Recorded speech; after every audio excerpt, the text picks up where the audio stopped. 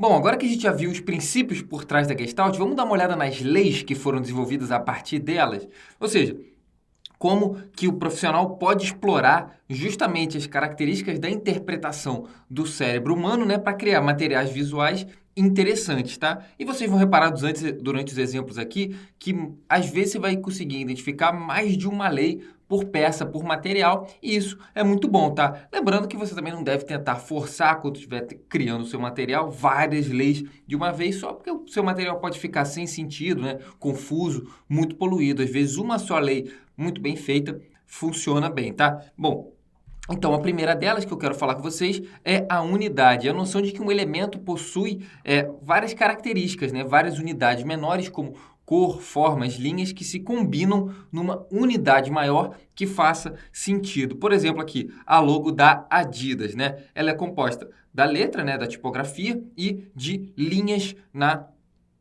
diagonal, de linhas inclinadas. Se a gente separar esses elementos, né, eles não vão fazer mais sentido. Eles compondo a forma, né, a logo Adidas, elas são compreensíveis justamente pelo aquilo que elas querem transmitir, né, que é a marca. Mesma coisa que o caso dessa peça, desse cartaz aqui da Heinz, né? Você tem várias fatias de tomate, né? Justamente o nosso cérebro acessa a nossa memória, né, o que a gente já conhece sobre tomate e formam, além da embalagem de ketchup, passam a noção de que ali a gente tem um tomate fresco, né? Então a gente consegue perceber a unidade aqui, porque as fatias separadas talvez não fizessem muito sentido, mas unidas da forma que estão, formam a garrafa e passam a noção de um tomate, né? Da fruta.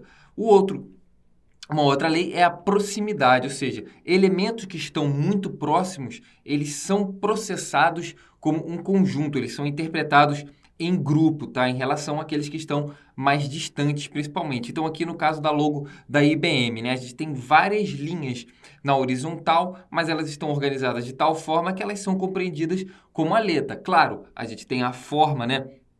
O contorno do I, do B e do M, mas as linhas elas estão próximas, você consegue agrupar elas na letra, né? No caso aqui da logo da Unilever é a mesma coisa. Essa logo é composta, né, a letra, o que faz a forma da letra U, por várias unidades menores, né?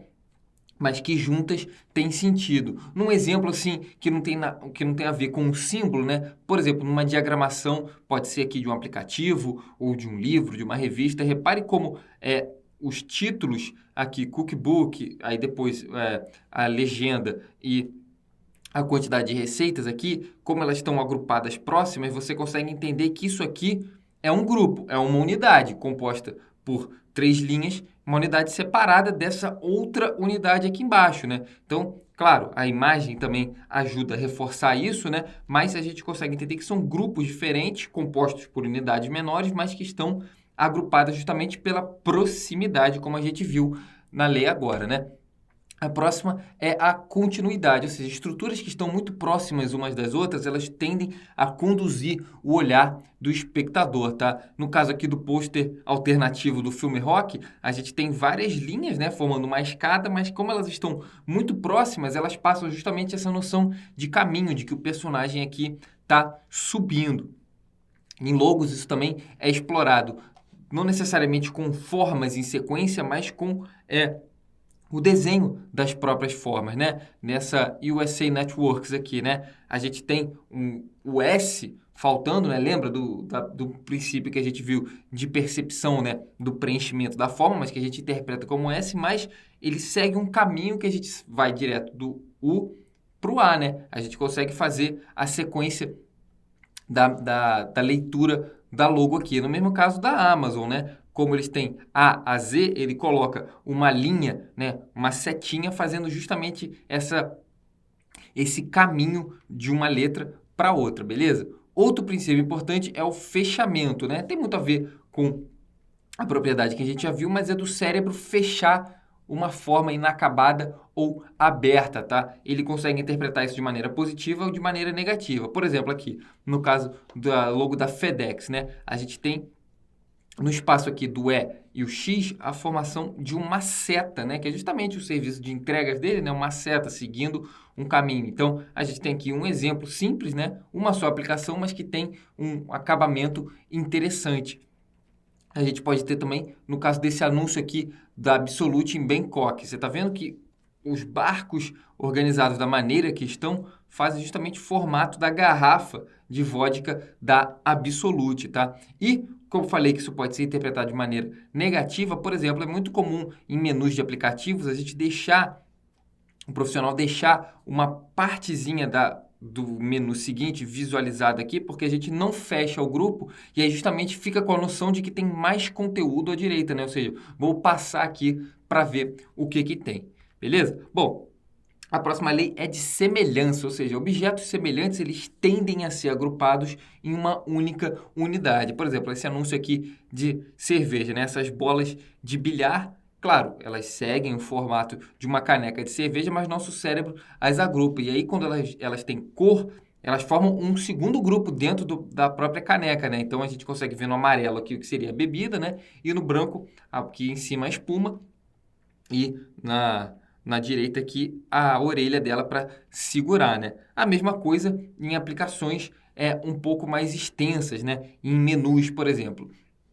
A gente percebe aqui no caso da esquerda, né? Que pizza, barbecue, burgers e sushi são elementos separados. Eles têm uma semelhança entre eles que os agrupa dentro desse food menu aqui, tá vendo? Então, a própria forma, né, das caixas que tem os cantos arredondados, o fato de ter imagens dentro, diferentemente daqui de cima, que são que é iconografia, né, que são ícones, o fato de você ter escrito dentro. Então, você criou aqui um padrão de forma, cores nem tanto, mas o fato de ter imagens, né, e ter texto dentro. Você separou aqui essas unidades e agrupou elas, tá? Mesma coisa aqui do lado direito, né? A gente tem os hambúrguerzinhos pequenininhos aqui, que eles estão com espaçamento padrão e você consegue perceber que eles estão distantes, né? Eles têm justamente essa semelhança da mesma forma que as bolas aqui de bilhar da caneca de cerveja. E você tem também, por exemplo, no caso aqui do logo do Walmart, né?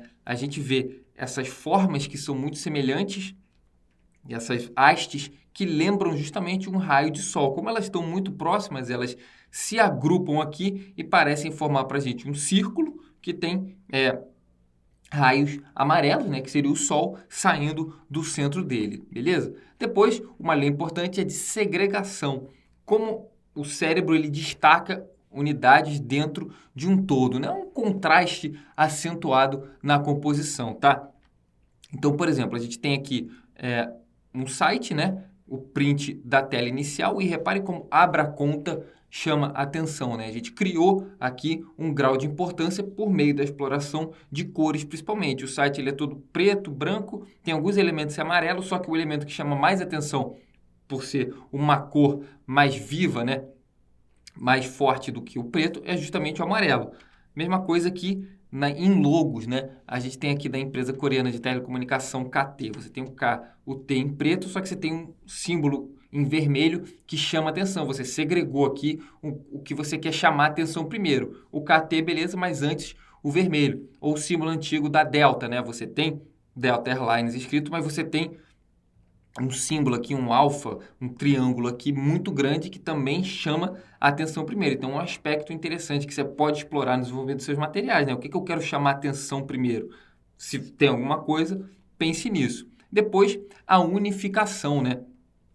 Isso funciona mais em composições maiores, que mostra quando está equilíbrio e harmonia das formas, elas tendem a se formar a se unir, desculpa, e gerar uma composição simétrica, tá? Então, as leis de semelhança e proximidade, quando estão juntas, tendem a formar esse resultado de unificação. Então, por exemplo, nessas logos aqui que são simétricas, né? Os símbolos delas, da BP, essa flor, e da Mitsubishi, essas formas geométricas. Se você olhar da esquerda para a direita, no caso da BP de cima para baixo, não importa. Ela tem uma simetria aqui. Então, você tem várias informações de pétalas, né? Várias unidades que se unificam e geram uma composição simétrica, beleza? Isso também pode ser aplicado a menus de um site. Você imagine que aqui dentro a gente tem formas que vão se aproximando, né? Que tem a semelhança e a proximidade, e aí elas geram justamente a unificação, ou seja, você tem a noção de que aqui dentro desse retângulo é uma unidade. Aqui dentro desse outro retângulo é outra unidade. Então, você vai juntando leis para gerar um resultado terceiro. E por último, a gente tem justamente o resultado que quer ser atingido com a Gestalt, que é a pregnância da forma. A pregnância da forma vai justamente dizer o nível de facilidade com que a sua mensagem está sendo absorvida, está sendo interpretada, tá? Então, quanto mais pregnante for a sua forma, melhor, tá? Lembrando que você não precisa cumprir todas essas leis para ter uma forma mais ou menos pregnante. Às vezes, você preenchendo uma lei muito bem, você tem uma forma excelente, beleza, pessoal? Então, com isso, a gente termina aqui essa parte mais teórica do curso e agora vamos dar uma olhada na parte mais prática mesmo, beleza, galera? Então, como sempre, aí, se vocês tiverem qualquer dúvida, qualquer comentário, só ir lá no fórum e vejo vocês na próxima aula.